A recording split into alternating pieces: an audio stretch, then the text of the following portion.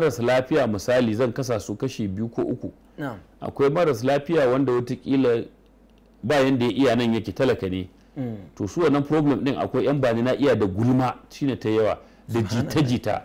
Wani ya zo asibiti yana so ba shi da lafiya sai a zo gaishe shi makoci, kai wannan irin ciwon wance ne, sai a dauko maganin wance kowa ne, sai a zo a ce ai gashi shi ya sha ya warke. Wannan kuskure ne, saboda mutum ba training yake da shi ba aikin nan ya saba ba shi da wani experience, sai ya zo kawai gulma, sai ya zo ba da ai irin ciwon exactly irin ciwon wane waye aike ka. Sannan su ma likitocin muna da matsala mu ma, kowa aka zo asibitin gwamnati misali ba kasafai za ka samu likita ya natsu ya mai da hankali akan abin da mara lafiya ke gaya masa ba.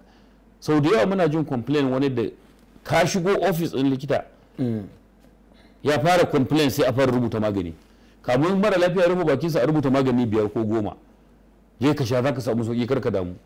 In ka tantance maganin za ga kawai folic acid, fesolate, multivit duk shirme ne kuma wayannan, kodin zaki ma fi su. Saboda haka kaga akwai mishkila babba.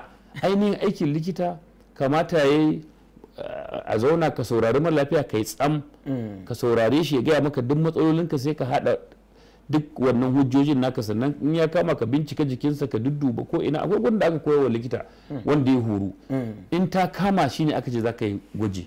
Kuma kashi 80 cikin 100 na abin da yake damun mara lafiya daga ka saurari tarihi da labari, in dai ka dauka da kyau ka dan duba jikin shi za ka fahimci menene. Ko da likita ya tura a test yana so ne ya tabbatar da tunaninsa daidai ne, shi yasa sau da yawa za ka ga cewa likita ya aika a je a test, in an kawo zai ce shi bai yadda ba haka test din take ba, kuma a je wani gurin a samu daban.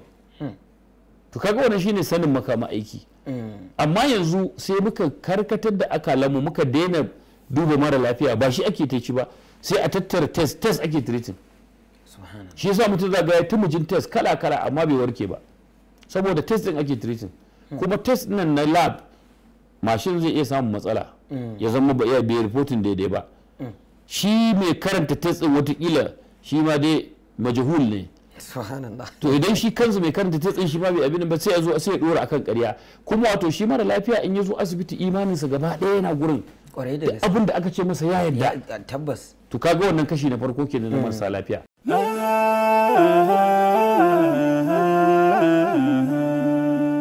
Haske mai leƙa gidan kowa Afirka TV. TV3 tafarkin rayuwa.